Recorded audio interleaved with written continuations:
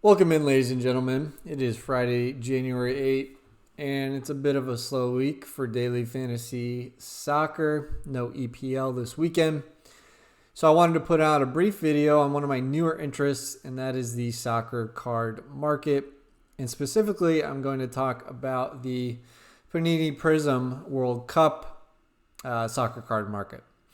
So if you're thinking, what the hell is Prizm?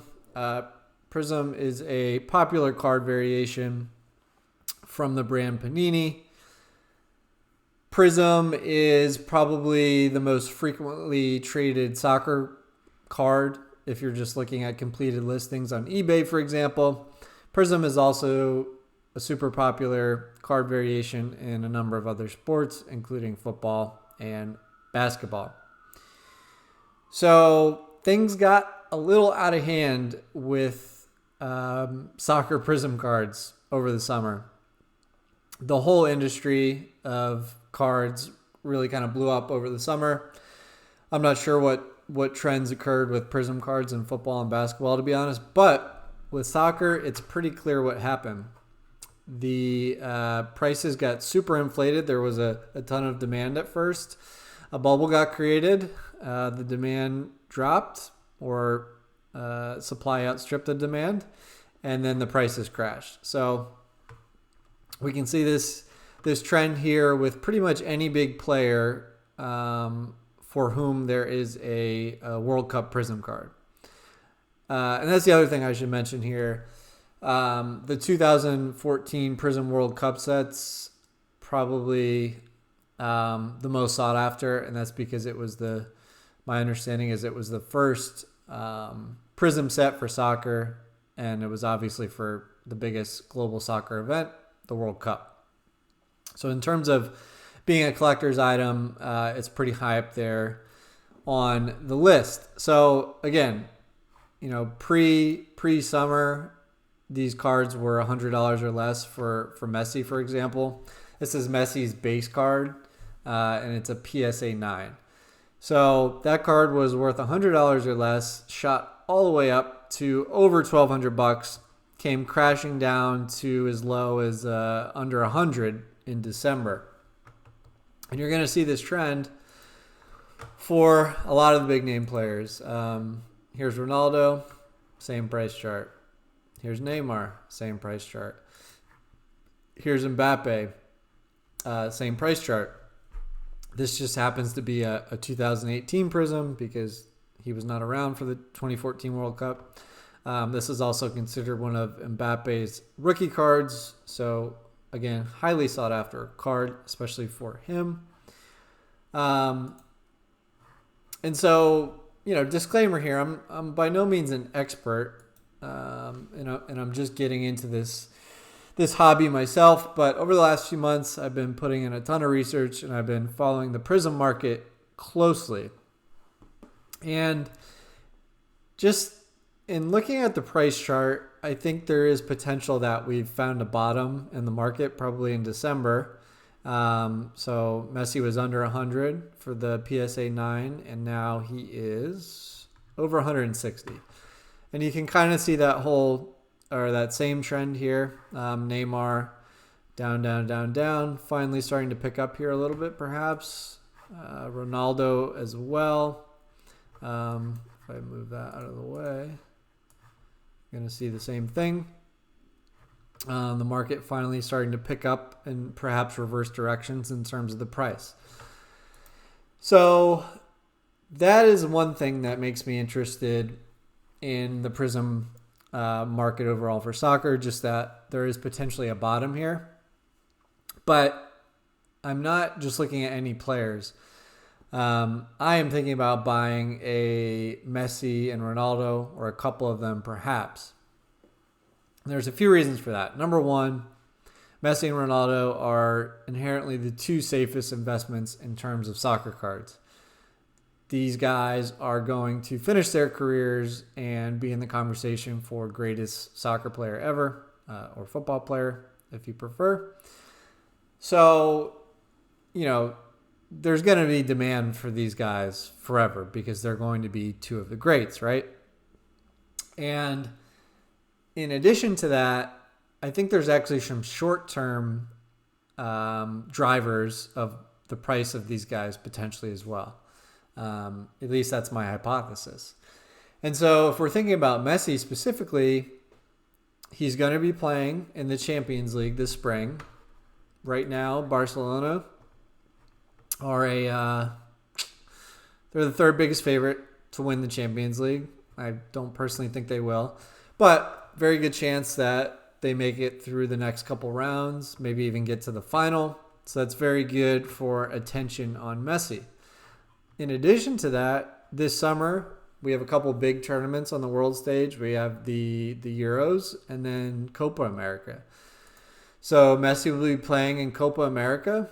And right now, Argentina is actually the biggest favorite. Thought it would be Brazil, but right now it's Argentina. So Messi has a very good chance to bring some hardware to Argentina and win the Copa America. Now, in addition to that, over this 18-month time horizon, we have those two big events, Champions League, Copa America / Euros in the summer. And then summer of 2022, we have the World Cup again. And that, I think, will be the biggest driver of attention to soccer, obviously, but to soccer cards more specifically, as this market continues to grow and increase in popularity. So I think there's a really nice shorter term outlook for guys like Messi and Ronaldo as those events occur. Ronaldo also in the Champions League, will be playing in the Euros, will be playing in the World Cup. So same investment thesis for him over that 2-year period. But I tend to think that even if we don't see the prices of these cards shoot up for them, when these guys retire, they're going to be the greats and there's going to be demand for them. So whether you're looking at it over 6 months, a year, 2 years, or 10 years, I really like the outlook for both Messi and Ronaldo. And then here's the other thing I think about. If you are a newer hobbyist or investor coming to the soccer card market, rookie, everybody wants the rookie for a player, right? And if you want to get a rookie for Messi or Ronaldo, especially one that's graded, you're spending thousands of dollars on a single card. So for the vast majority of people, including myself, I'm not prepared to drop thousands of dollars on a single card. So I think these base Prizm cards are a very good alternative for players like Messi and Ronaldo. Now, there is the argument, and I think there is merit to it, that you don't want to invest in cards that aren't rare, that have a high population. Reason is, the greater the population, the greater the demand needs to be to support or increase prices. However, my counter to that would be, if this market is going to expand, like a lot of people are saying it is, a lot of people that enter the market, it's going to be like the second wave of daily fantasy sports. A lot of people were serious, got in early, made a ton of money, and then later on, the masses entered the market. If the same thing happens in the soccer card market, these people are going to want to spend maybe $50, $100, maybe $500 on the higher end to start dabbling in this market. So they're automatically ruled out of the rookie cards for the big players. And who are they going to be looking at? The big players, Messi and Ronaldo. So again, that leads me to think that there should be plenty of demand, even for these base cards with a higher population. You could instead opt for a PSA 10 with a guy like Messi or Ronaldo, but I'm fine with the 9, just because, again, for the 10, you're looking at a $500 plus investment. And these PSA 9 cards are going to be a much more accessible investment. And generally, from what I've seen thus far, of course, 10 is highly sought after, but 9 is not that far behind. It's when you get below 9 that it's, kind of the prestige of it falls off. So those are just a few of the reasons why I think some of these base Prizm cards for the big players like Messi and Ronaldo could definitely shoot up here. And then, outside of those guys, I think Neymar is an interesting one. His 2014 is considered his Brazil rookie card. So that's nice for him. And then there's Mbappe. This is considered one of his rookie cards as well. Mbappe is probably the hottest single player in the soccer market right now in terms of cards.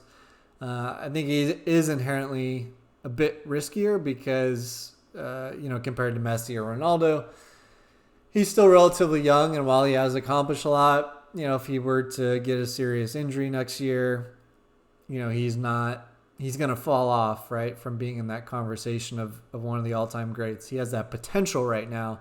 I think it's that potential that's driving his price more than anything. But if we go back to a guy like Messi or Ronaldo, it's not their potential. It's where they're going to end up landing in the game overall when everything is said and done. And I think they're actually probably, my feeling is underpriced for that.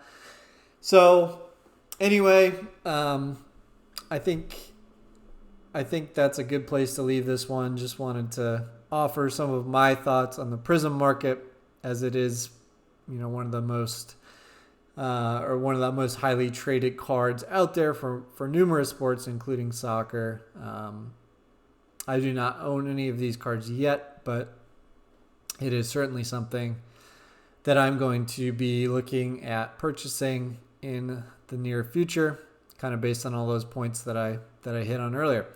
So I hope you enjoyed. Would love to hear any comments or feedback on what you think about these base Prizm cards and where they might be headed.